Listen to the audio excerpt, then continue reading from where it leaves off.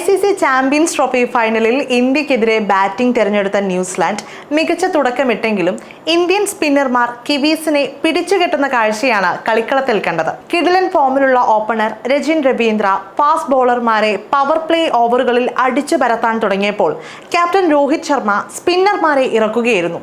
ഹിറ്റ്മാന്റെ ആ നീക്കം ഫലം കണ്ടു എന്ന് തന്നെ പറയാം. ബിൽ യങ്ങും രജിനും ചേർന്നാണ് ഇന്നിംഗ്സിൽ നല്ല തുടക്കമിട്ടത്. ഇന്ത്യൻ പേസർമാരായ ഹാർദിക് പാണ്ഡ്യ, മുഹമ്മദ് ഷമി എന്നിവർ അടി വാങ്ങിയപ്പോൾ ഇന്ത്യ വേഗം സ്പിന്നർമാരെ വിളിച്ചു.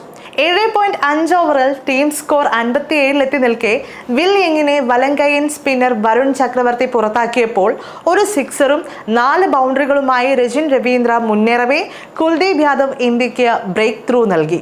ഇടങ്കൈയൻ സ്പിന്നറുടെ പന്ത് രജിന്റെ സ്റ്റംപ് പിഴുതു. വൺ ഡൗണായി എത്തിയ സൂപ്പർ ബാറ്റർ കെയ്ൻ വില്യംസിനെയും കുൽദീപ് പുറത്താക്കി. കുൽദീപ് തന്നെയാണ് ക്യാച്ച് എടുത്തത്.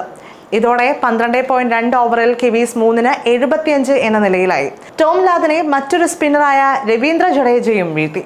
ടോം ലാഥ 30 പന്തിൽ 14 റൺസുമായി വിക്കറ്റിന് മുന്നിൽ കുരുങ്ങി. പിന്നാലെ വന്ന ഗ്ലെൻ ഫിലിപ്സിനും വരുൺ മടക്ക് ടിക്കറ്റ് നൽകി. അതേസമയം സ്പിൻ ബൗളർമാർക്ക് വിളയാടാൻ സാധിക്കുന്ന പിച്ചാണ് ഇന്ത്യ ന്യൂസിലാൻഡ് മാച്ചിനായി തെരഞ്ഞെടുത്തിരിക്കുന്നത് എന്ന റിപ്പോർട്ട് കഴിഞ്ഞ ദിവസം തന്നെ പുറത്തു വന്നിരുന്നു.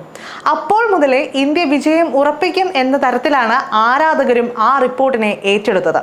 കാരണം ഗ്രൂപ്പ് ഘട്ടത്തിലെ ഇന്ത്യ പാകിസ്ഥാൻ മാച്ച് നടന്ന അതേ പിച്ച് തന്നെയാണ് ഫൈനലിനായി തെരഞ്ഞെടുത്തത്.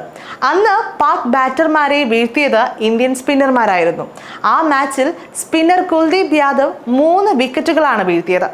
അതേ ഫോമിൽ തന്നെ ഫൈനലിൽ ഇറങ്ങിയ കുൽദീപ് ആരാധകരെ ഒട്ടും നിരാശപ്പെടുത്തിയില്ല. മത്സരത്തിലെ തൻ്റെ ആദ്യ ഓവറിലെ ആദ്യ പന്തിൽ തന്നെ വിക്കറ്റ് പിഴുതു. അതും കിവീസിന്റെ തുറുപ്പു ചീട്ടുകളിൽ ഒന്നായ രജിൻ രവീന്ദ്രയെ. കഴിഞ്ഞ ദിവസം കിവീസ് പരിശീലകൻ പറയുകയുണ്ടായി, അവർ ഏറ്റവും കൂടുതൽ ഭയക്കുന്നത് വരുൺ ചക്രവർത്തിയെയാണെന്ന്. ആ ഭയം വെറുതെയായില്ല. അതേസമയം കിവീസ് പടയിൽ ഡാരിസ് മിച്ചലിന് മാത്രമേ ക്രീസിൽ ഒരുപാട് നേരം നിൽക്കാൻ സാധിച്ചിരുന്നുള്ളൂ. എന്നാൽ അർദ്ധ സെഞ്ചുറി നേട്ടം കൈവരിച്ച് 101 പന്തിൽ 63 റൺസ് എടുത്തു നിൽക്കെ ഔട്ടായി. ഷമിയുടെ പന്ത് രോഹിത്തിന്റെ കൈകളിലേക്ക് എത്തിച്ചായിരുന്നു ഔട്ട്.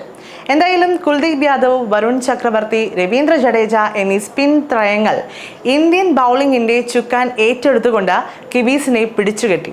ന്യൂസിലൻഡിന് നഷ്ടമായ ആദ്യ 4 വിക്കറ്റുകളും ഈ 3 സ്പിന്നർമാർ പിഴുതതാണ്. എന്തായാലും കിവീസ് ബാറ്റിംഗ് അവസാനിക്കുമ്പോൾ 50 ഓവറുകളിൽ 7 വിക്കറ്റ് നഷ്ടത്തിൽ 251 റൺസാണ് കിവീസ് നേടിയത്.